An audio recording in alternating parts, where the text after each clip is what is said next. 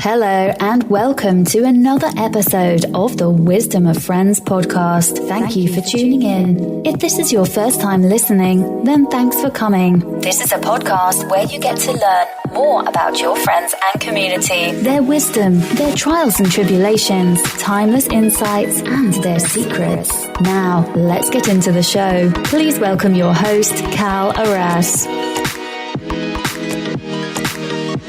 Hello, folks. Welcome to Season 3 of Wisdom of Friends, and I'm your host, Cal Arras. And I'm really excited today to be introducing you to a very dear friend of mine. Her name is Christa Dahlke. Now, Christa is a senior leader in the recruiting and consulting industry. She helps find people the job of their dreams and saves clients hundreds of hours by finding the right match the first time around. She loves empowering people to go after what they want and having them see how great they are. She has mentored many struggling teenage girls over the years, and all of them are now in their 20s and 30s with successful careers. She also leads the Self-Expression and Leadership Program for Landmark Education, which is a program that teaches people how to create a community project that makes a difference with large groups of people in their lives. Creating communities, empowering leadership, and living a fun, adventurous life is what Christa is all about.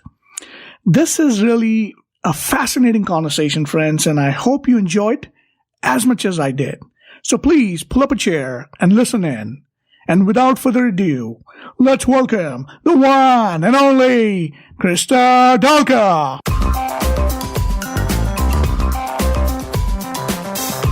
So good afternoon, Christa. Welcome to another episode of Wisdom of Friends show. I'm really excited that you took some time to be on this program. And let me start off with my first impressions of you. This was almost 5 years ago when I attended a program called the Self-Expression and Leadership Program that you led in Seattle. And what I was instantly struck by was your amazing stand for people. You know, you're one of those few people that I've met in life who listen to people for their greatness. Your stand for the community and your incredible communication and leadership skills is something that I thought was just amazing, and I am so off what you do for the society and the community at large. So really, really excited that you have taken the time to be on the show, and welcome to the Wisdom of Friends show. Great. Thank you so much. I'm excited to be here. Excellent. So one of the ways, Christa, we start off our show is by asking our guest a very simple question, and that is, what's your favorite quote or philosophy that you live by, and how have you applied it to your life? It would probably be treat others as you want to be treated yourself, and how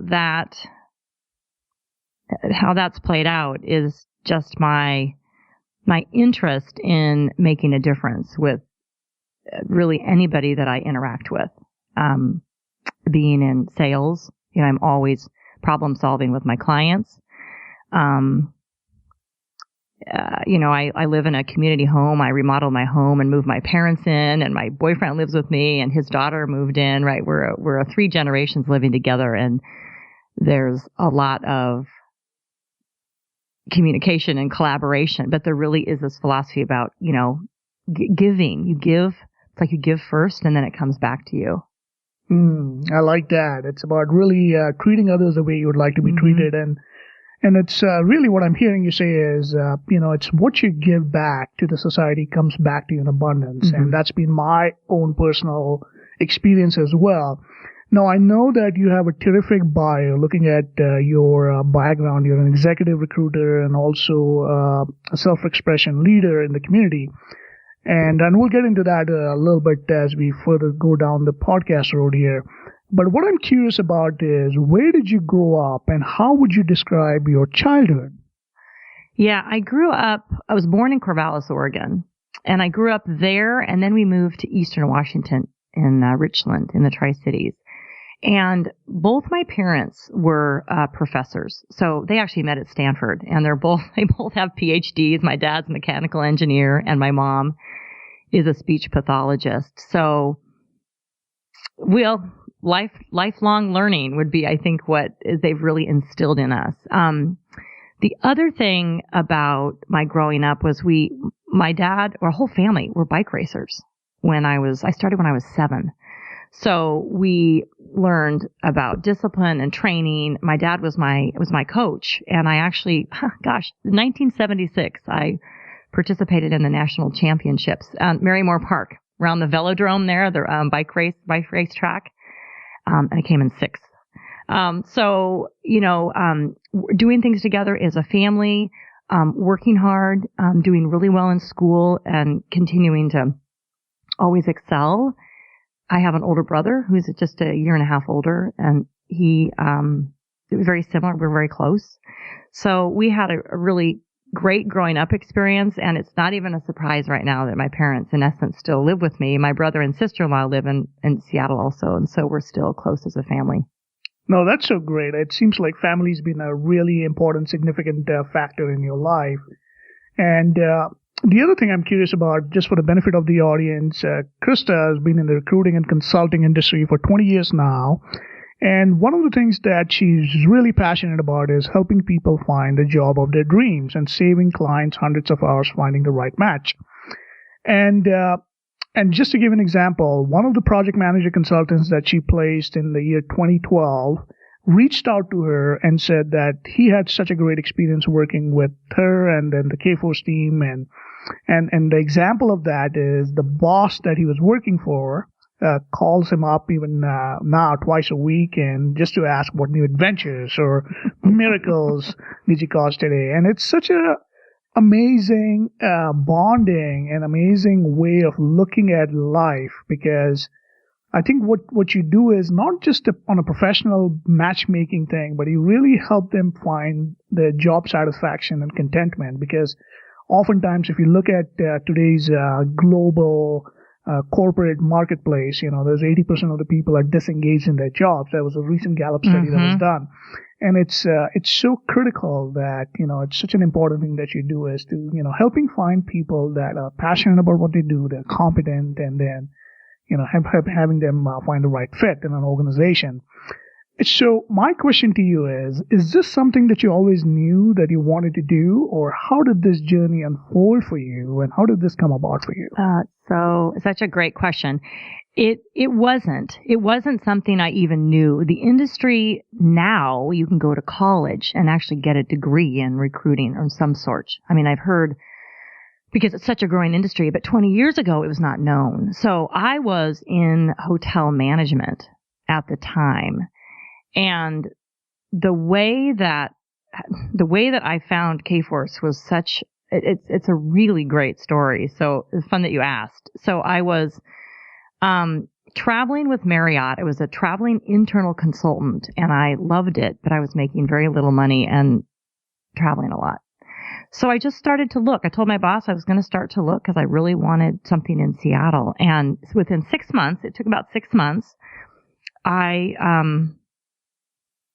got a phone call from an old employee of mine that said, Krista, I have a sense you want to leave Marriott. And I said, well, that's funny. I do. And he said, well, I just started working at this company by the name of Kforce. And I said, really? It's technology recruiting. And I said, well, that kind of seems like a good match. I'm leaving for a trip, but why don't I call you when I get back in a week? And he said, great. That was Sunday night. Then on Monday, I was in the airport flying to San Jose, and I ended up talking to this woman next to me, Kristen. And guess what company she works for? Kforce. Yes. Now, I didn't get her name at the time because she had to jump up and take a phone call. But I thought, I'll catch her when I'm in San Jose. And so I tried to find her, couldn't find her. I was like, but that next night, I went to dinner with a friend in Los Gatos.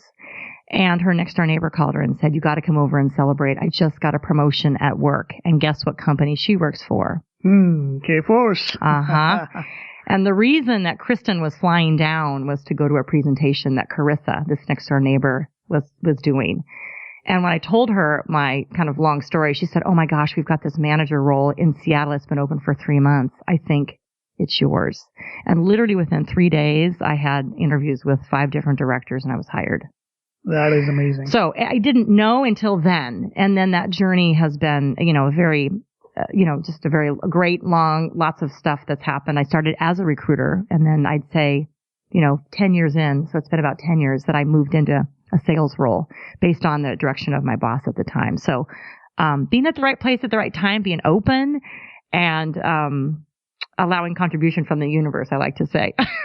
No, that is so great. And I think, somebody once said it, it's not just by being the right place at the right time, but it also got to be the right you to be at the able, right time. at the right time, to be able to, allow the universe to make a contribution to you. And I also understand recently you broke some records of the company, and that allowed you to take a trip to Mexico, or was that South America? Yeah. Tell us about that accomplishment. Actually, this is funny. I've always been a top performer. So of the 20 years, I think there's 18 of those years that I have gone on these really great performance trips. So, and we've been to Monte Carlo, we've been to Hawaii, we've been to Costa Rica, we've been to Puerto Rico, we've been to Mexico.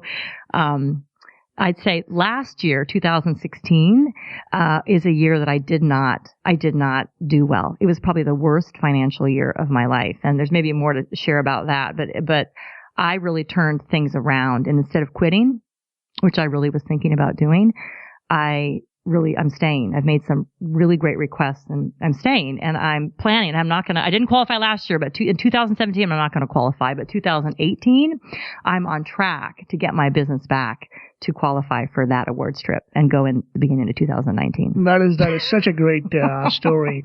And one of the things that, we've had so many amazing folks here on this show, and one of the common through lines, or if you will, the themes that we've noticed is these are highly accomplished people, very successful at what they do, but they've also encountered incredible challenges in their lives. And one of the things that I've noticed is that they do not view challenges as failures or setbacks. In fact, their point of view when they have a challenge or as failure is they use it as a stepping stone for something even bigger.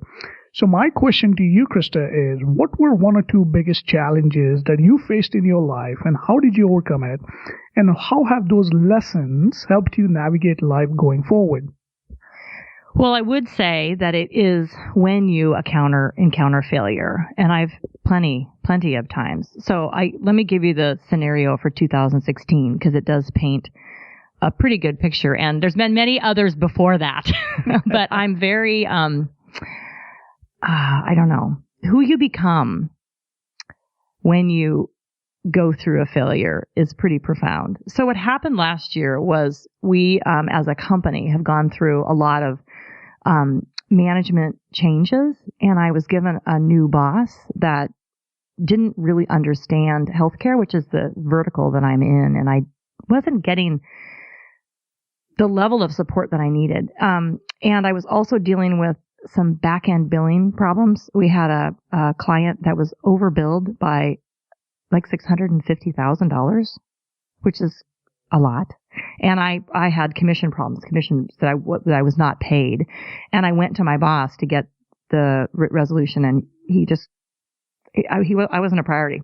He just said, I don't have time to manage what you need. So I went to his boss, and I didn't get what I needed. And I just got frustrated. And it's funny because I did work through it, but for a couple of months there, I was very stagnant and not moving things forward because I was so upset and frustrated. And then I actually went to a training that our company hosted because we went through a whole sales transformation, and the training was really great. And at that training, I had the opportunity to talk to the COO. And I just basically said to her, Kai, I've been here 20 years. I really don't want to leave, but I'm dealing with commission problems. I'm dealing with some billing problems that I can't get resolved. Oh, and by the way, we've lost 38 people in our office. And so the morale in our office is not doing great.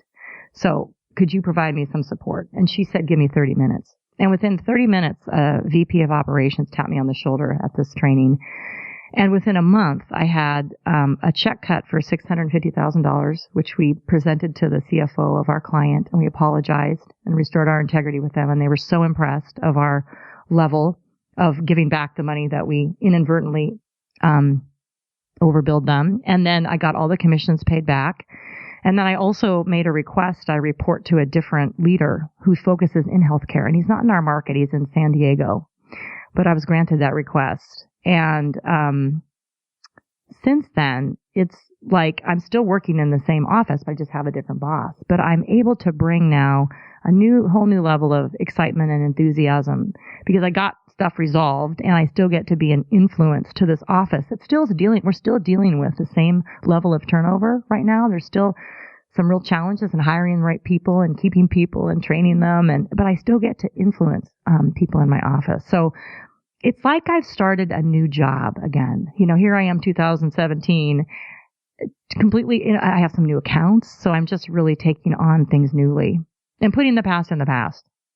That is incredible. And I think what I'm hearing you share a couple of things. One, that what a great company that takes personal responsibility and then restores integrity with their clients. And how many companies that you can today speak about in such a way. I mean, sounds like a great company to work for.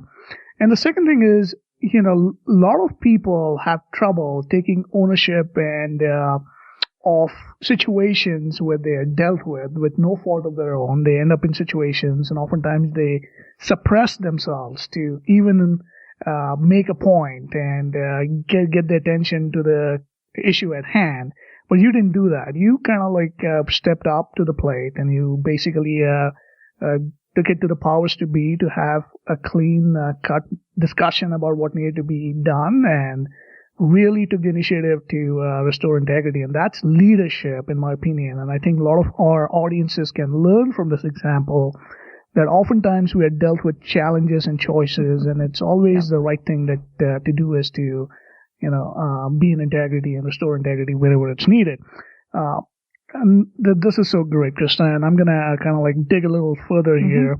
Is the next question I have for you is, what's your favorite failure? And what I mean by that is the failure that turned into a major success down the road. For example, I'll give you an example just to, when I was in my undergrad, I had this opportunity to come to the U.S. To complete my undergrad. That I did my first freshman and sophomore back in the engineering college. I was in India.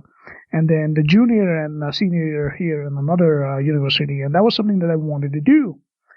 And for some reason, I just did not get the visa. And that was really hard on me because all my friends that I was with, they were all leaving for, different countries and exploring different opportunities. And I was stuck. I felt stuck. However, what happened was 2 years later when I graduated, I ended up coming here for a master's program with a scholarship, and that turned out to be really a blessing in disguise because I would have carried unnecessary student loans had I come 2 years earlier. So oftentimes when you look back, things that seem like a setback, things that seem like a challenge back then, it turns into a really a blessed opportunity when you go forward. So is there some moments in your life can you describe? Sure. Or so I have two of them. One of them's personal, right? One of them's actually my relationship that I'm in now with Scott, and the other one's business. So I don't know. Do you have a? Yeah, let's hear about it. Either or both? Yeah, both. Okay, both. Okay. So I think it's interesting. The failure would be in terms of relationships, so personal relationships. So I'm now with the most amazing man, Scott Murray. We've been together for 1.5 years. And what I can see that kept me from being in relationships, because really I'm 51. He's the first man that I've really ever been with, that I really wanted to be with.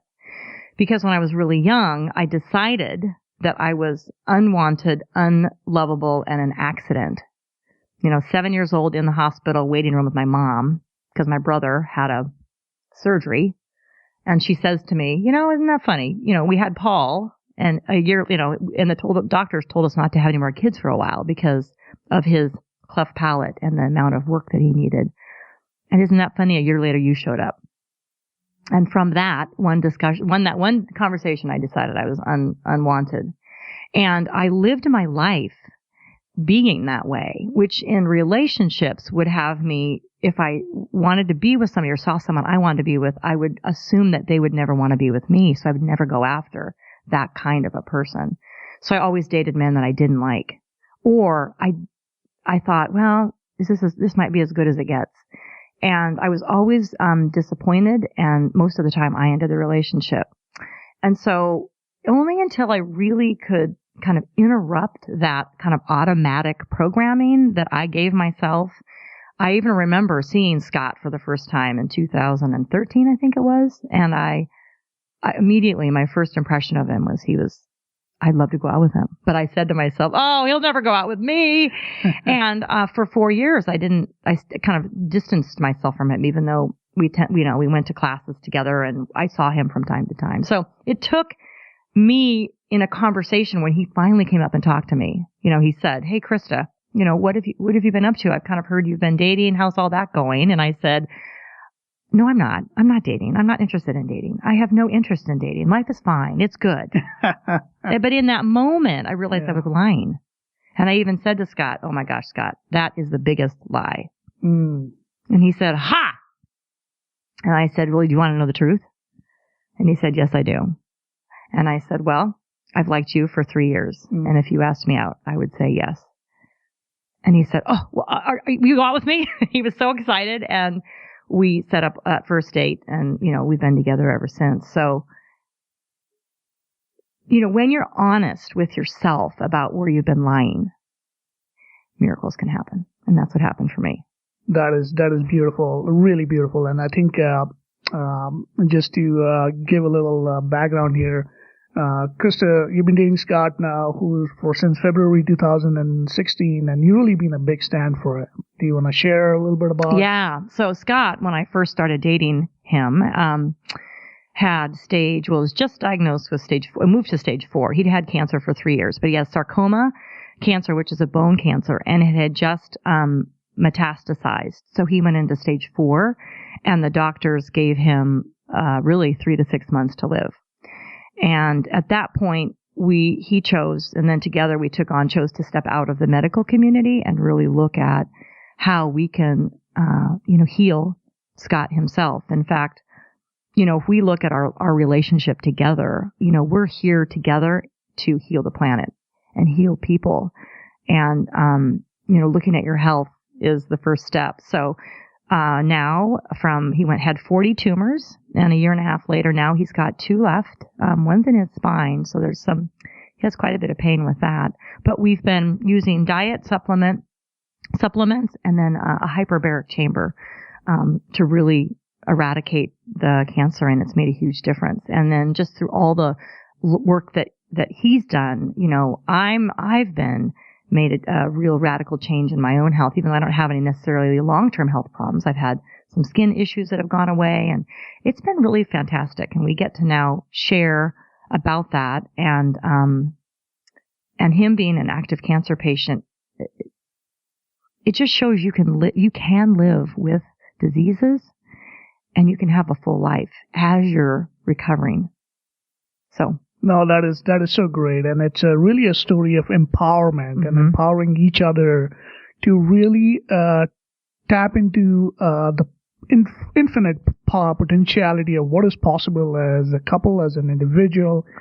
When life throws challenges at it, you can look at it 2 ways. You can make a mountain out of a molehill, or you can have it stop you in life, or you can kind of take up a challenge and say, okay, I'm bigger than that, and I can really take a stand for that.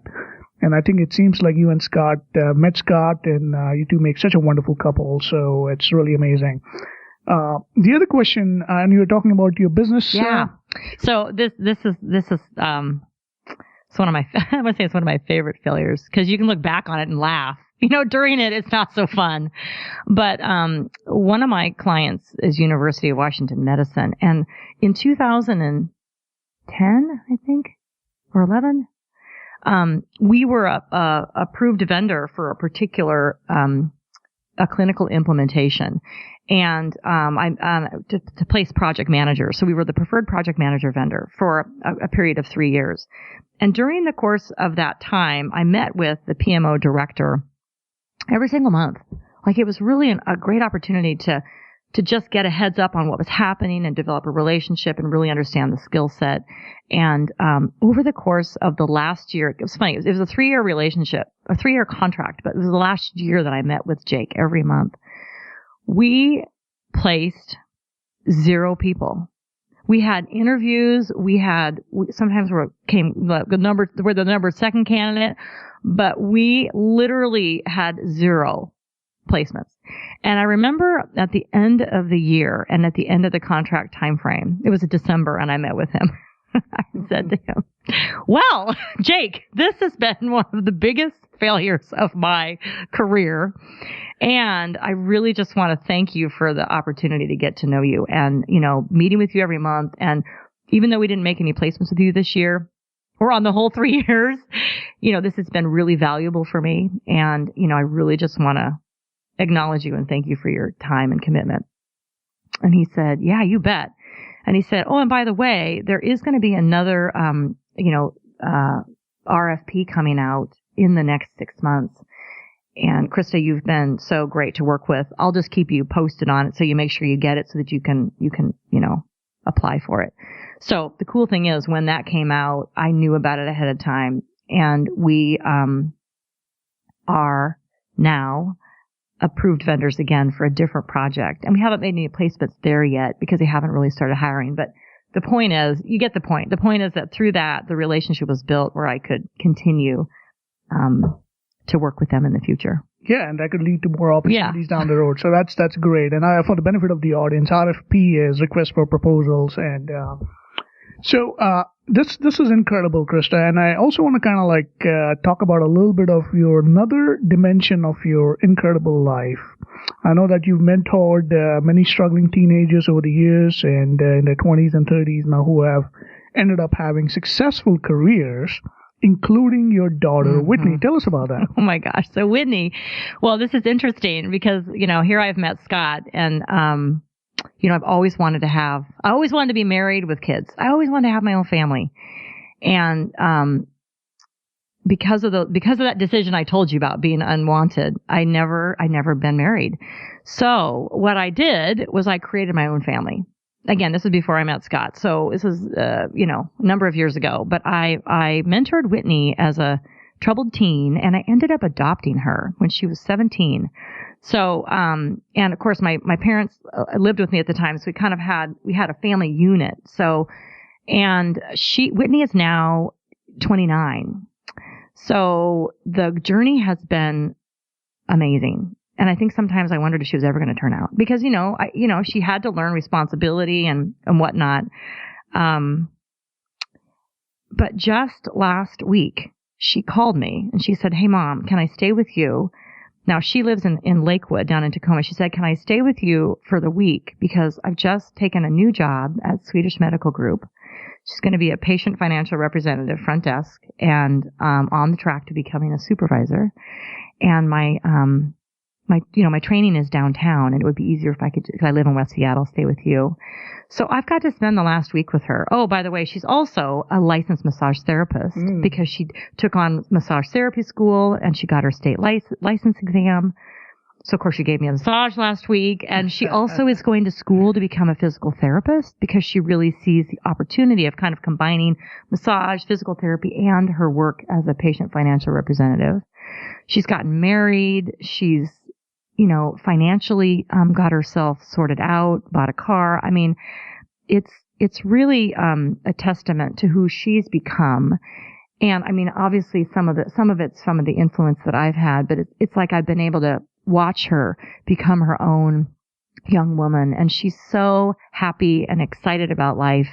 So I'm just really proud of her. No, that is great. Excellent.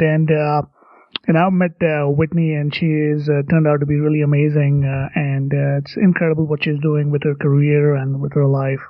And all kudos to you for raising such a wonderful daughter. My next question to you is, Krista, I know you're also a self-expression and leadership program leader for Landmark Education, and one of the things that you're passionate about is creating communities and empowering leadership. Tell us about that journey. What about that role that I know it's a fully volunteer role that you've taken on. You don't get paid for any of that, but it provides you with something bigger than what a financial payoff could. So tell us about what stimulates you about taking on such a big challenge in your life when you got all these different things going on. And how do you find time to do something like this?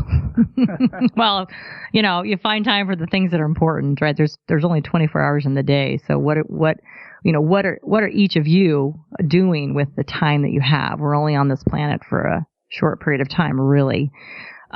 So I guess what I would say is, find your passion. And when I found that leading the Self-Expression Leadership Program was my passion, like it's what I'm passionate about, it made it easy.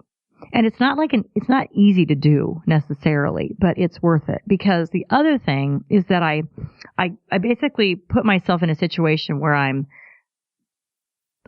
bigger than the role of a Self-Expression Leadership Program leader is bigger than Krista. So who I have to become is just, I get to see my greatness. And I can't be small, and I get to empower people, and really, it's so rewarding when people in these programs, which, Cal, you were in one of my programs. In fact, you were in the biggest program. Some of these programs are 20 people and some of them are 100. So empowering people to really take on their own life and have them have a life that's so fulfilling is the most fulfilling thing for me. Again, it's that you give back, I give to them, and then it comes back tenfold. It is incredible, and I can be a testament to that, because I've had such an incredible experience being in your program, and just for the benefit of the audience, what this program really does is it really helps you create a life of joy, peace, and full self-expression. And the idea behind it is, oftentimes we lead our lives thinking about ourselves, our projects, our journey, our career, and all that. And this program is so counterintuitive, because it totally shifts everything on its head and says you're not going to be working on a project for yourself, but in fact, you're going to choose a project that's for the community, or that's for outside of you, something that's bigger than you. And a lot of people end up choosing projects that have made such a profound difference in the world. I know that my Global Contribution Initiative and the Celebrating Mastery event that I do annually came out of that program. I also know that a lot of these amazing projects that we know of today, like Habitat for Humanity and Hunger Projects and all that, and these have had some sourcing out of the self-expression and leadership. So it is an incredible program, and I can definitely really speak highly of that. Can I share my current project? Yes. Yeah, it's so awesome. So, and it's inside my work community. So the project is called Wonder Woman Unite, and it is an acknowledgement, appreciation, and networking event for all of the women clients that I've worked with for 20 years. And I'm hosting it on October 18th, and it will be downtown at a venue called the Cambia Grove. And it's a possibility of growth and expansion. And I think what I'm most excited about is I know that inside a community, anything is possible. So what I'm asking is each woman, and I'm expecting between 50 and 75 women to attend. You have to invite about 150. And personally, I at least have, I think, 75 that I'm personally inviting. And I'm asking everybody to bring one or two other colleagues. But also, the event will be a discussion, and I'm asking each woman to bring something, a goal they want to fulfill, or a dream, or something they really want to have happen in their life. And then the evening will be about the conversations with all these women and their 6 degrees of separation to have those dreams be fulfilled. And there'll be a LinkedIn group for follow-up, so we can follow up on the results, and who knows what'll come out of it from there. So. No, that's the beauty of this project, because it's so open-ended that it can lead to something amazing that we haven't even thought of. And we'll definitely include all of that information in our show notes for people to know more about it. Now, moving on to our next question, which is finding your passion. And Krista, earlier you mentioned about find something that you're really passionate about. I know that this is a question that we often get on this show from our audiences is, how do we know we found a calling? How do we find our passion? And I know that you personally took a trip to the Middle East. Was it Israel a couple of years ago? And you had like an epiphany or a breakthrough that really tied it back to this journey that you began here as part of the Self-Expression Leader. Why don't you tell us a little bit about that, and how could people really find their own passion? Yeah. Well, so it's kind of, that's a 2-part question, but when I went to Israel, what I really discovered, and is I'm a woman of faith, and I don't know. It's kind of like before I went, I thought you have to go somewhere to have a conversation with God, or but He's with you all the time. So that was like the epiphany. Just that it's not like I have to go I don't have to go to Israel to find a conversation with God. He's right here, right now. I can have a conversation anywhere, anytime with Him. So that was the epiphany.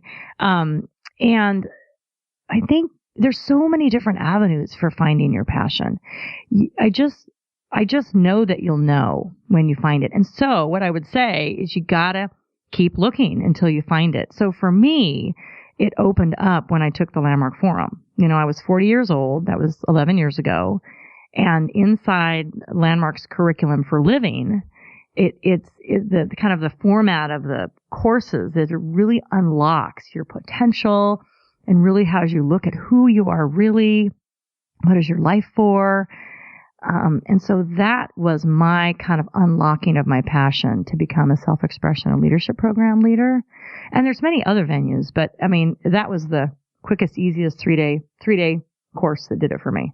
Definitely. And that's so great. And it's really, I like what you said earlier about, it's like finding God within, and it's like the kingdom of heaven is within you. It's within you, exactly. As the saying goes. But no, that's so great. And so my next question to you is, we're going to kind of like take a walk down the memory lane, your childhood days, Krista. Were there any specific people that you idolized, that you looked up to, that you wanted to emulate? And if so, is there somebody in your childhood days you want to kind of like give a shout out to that's made a profound difference in your life? Teachers. Yeah, I was going to say, it's funny. It's always teachers and bosses. I feel like I've been surrounded with such support all of my life. Like it's a level of being protected and just support, lifted up. So, I mean, Mrs. Altman, Mr. Faddis. I mean, my science teachers, he's coming to mind in high school, was one of my favorites. And probably, maybe not in, who I'm thinking about are kind of my bosses when I worked for Marriott. I had just, Mary Darling and Scott Posvistak and Rick Tupper. Those three managers of mine the general managers were just the best support. No, that's great. And what were specific qualities about them that you really were fascinated about, or that spoke to you and you wanted to like really imbibe in yourself?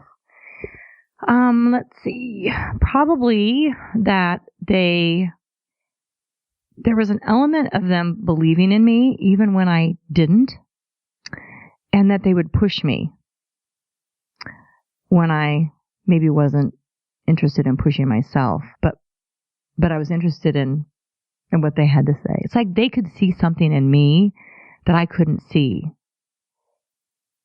And so then I just became a better manager or a better person or a better student by kind of being in there listening. That sounds kind of funny, but taking their opinion of me versus my own. No, that is incredible. And I think that's such an important aspect for our younger generation, is to surrounding themselves with people that they look up to and mentors. And because, sometimes we may not have our own confidence in our own abilities, but when somebody else gives us that belief until we develop our own, it can be such a game changer for all of us. So it's great that you had the opportunity to surround yourself with amazing mentors.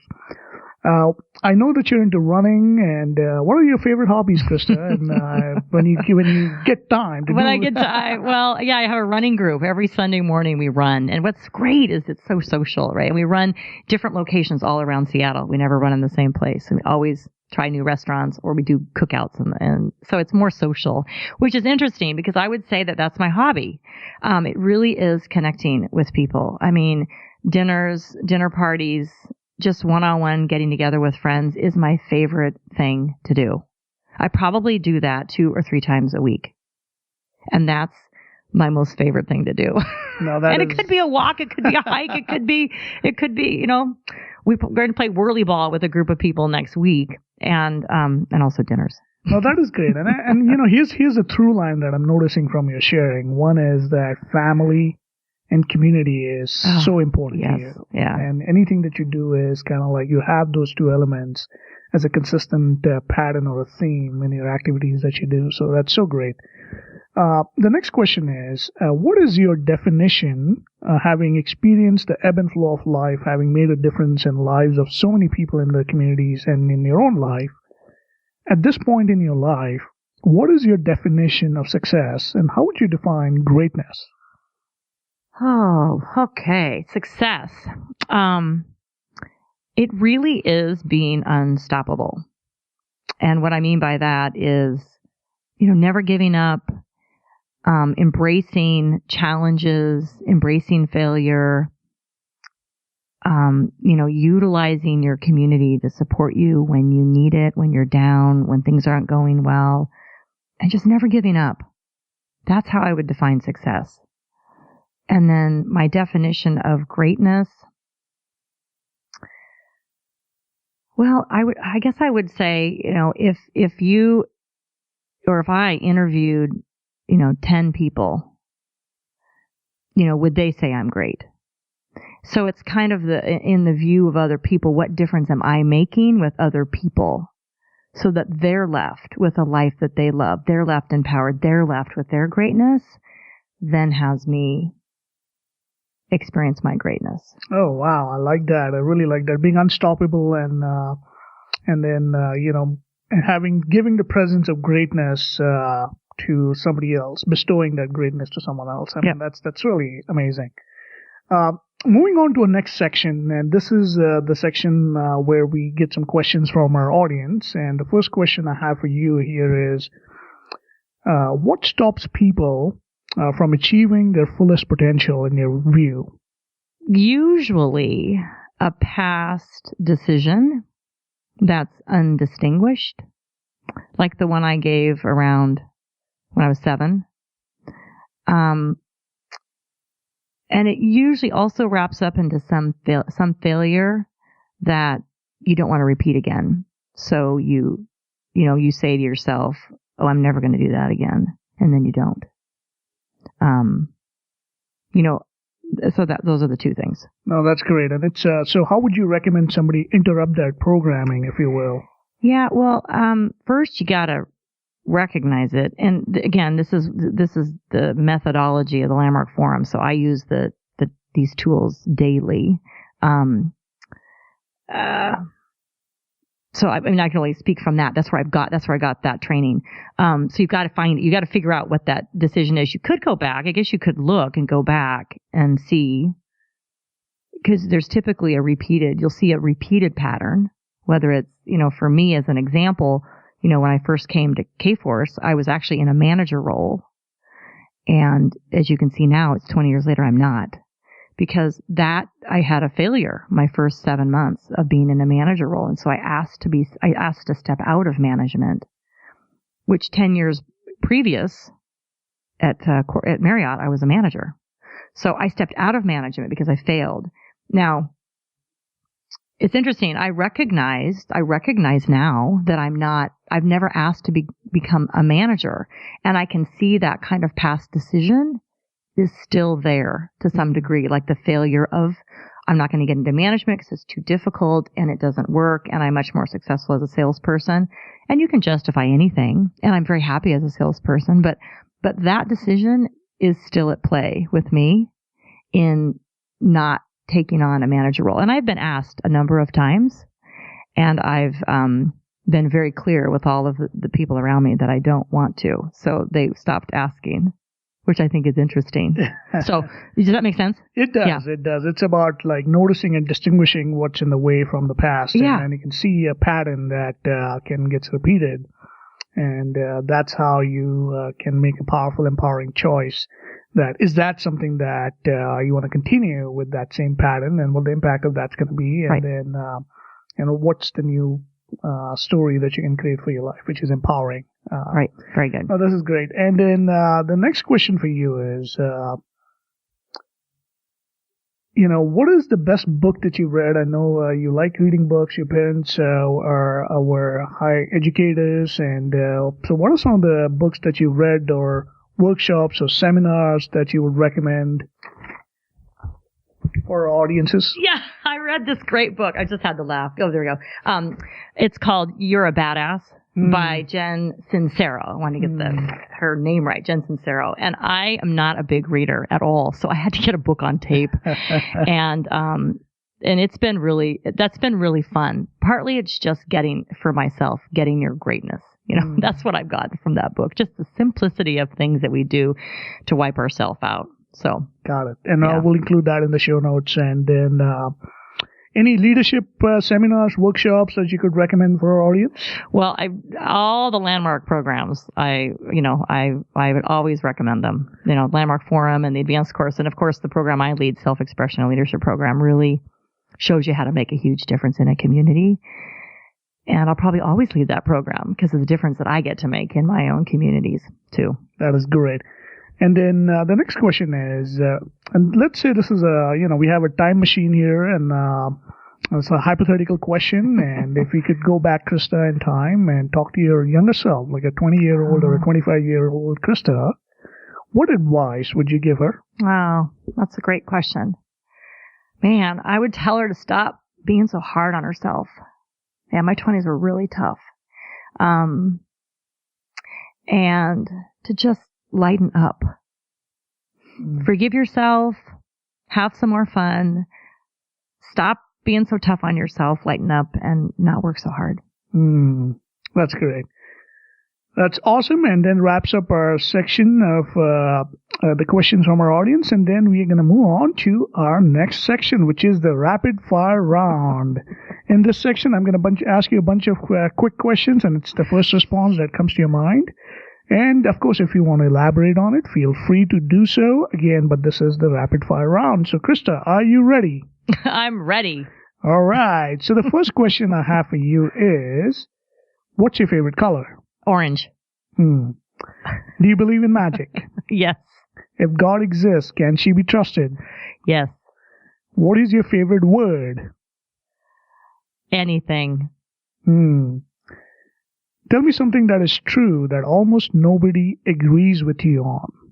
Something that is true that almost... And we could come back to it. Yeah, okay, we'll come back to that. Whose brain would you like to pick? Oh, Donald Trump. Whose brain would you like to have had? Oh, Einstein. If you could be successful in another profession, which would you choose? The medical profession. Yeah. What is the greatest work of art in your view? The greatest? Well, it'd have to be one of my sister-in-law's paintings. Yeah. That's great. And the single most valuable thing you learned in life? Oh my gosh, the single most valuable, it actually is to give yourself grace and forgiveness. I like that. Give yourself grace. That is excellent. And then the next and last question, before we go back to the previous one, which is, if you could have any message of your choice on a billboard, what would that be? Let's see, something like if not you, who, and if not now, when. That's great. I like that. That's been one of my favorites. And then, do you want to take a shot again at the previous one? Tell me something that is true that almost nobody agrees with you on. And just to give you an example of some of the guests who have answered it, we had Neil Chazen here on the show a few weeks ago, and when I asked him this question, he said Arsenal, which is a football team, he says is the best team in the world, but nobody agrees with him on that.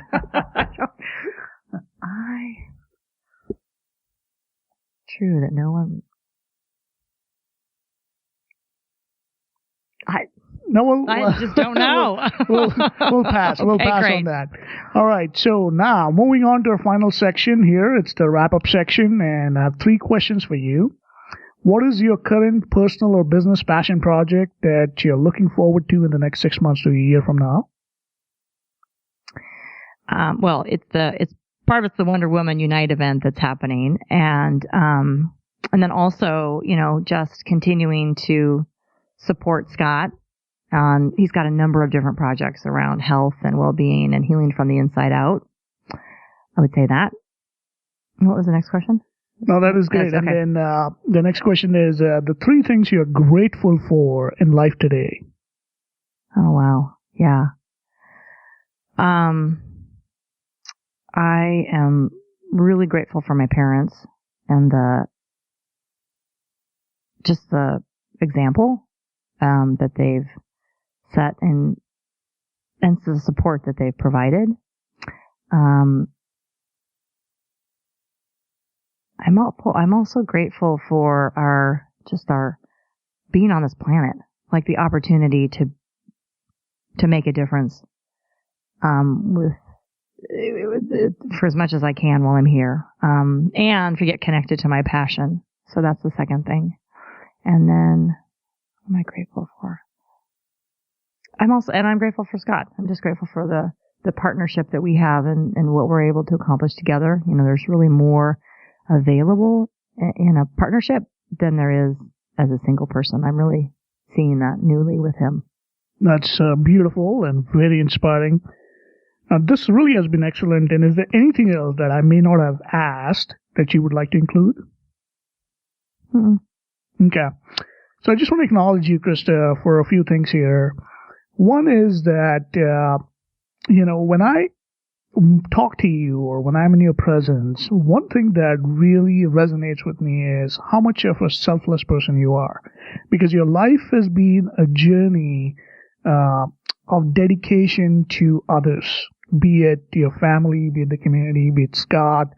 And this is really an example of what selfless service looks like. And I'm really in awe of that, because not many people have that capability and the capacity to do it day in and day out the way you do it. So it's really incredible. And the second thing is just your incredible passion for listening to people's greatness, bringing out the best in people, and allowing them to shine so that they can go multiply and pay it forward. So that's such a beautiful thing that you're doing, and you're such a amazing person with incredible grace. So I'm really, really glad that I've got to know you, and I'm so honored to call you my friend. So thank you again. Yeah, thank you so much, Cal. My pleasure. And then one final question, and this is how we wrap up all our interviews, and that is, why do you think people should listen to the wisdom of friends? Oh, wow. Well, because of the wisdom that we all have. In fact, this interview had me look at my life in places that I hadn't for a while. So it like reconnected me to how I got to be where I am today. And I now have an interest in hearing other people's stories. So, that's it. Let's get the wisdom from other people. Thank you so much. Again, I appreciate our time together today, and really enjoyed your honest and authentic and candid answers. And for those of us listening, with that, we'll wrap it up. And if you like what you heard, please share. Don't be shy. Thanks for listening to the Wisdom of Friends show with Cal Arras. If you like what you just heard, we hope you'll pass along our web address, theglobalcontribution.com. To your friends and colleagues, be sure to check out our archive section on our website for previous episodes. This has been a Seven Symphonies production. Join us next time for another edition of the Wisdom of Friends.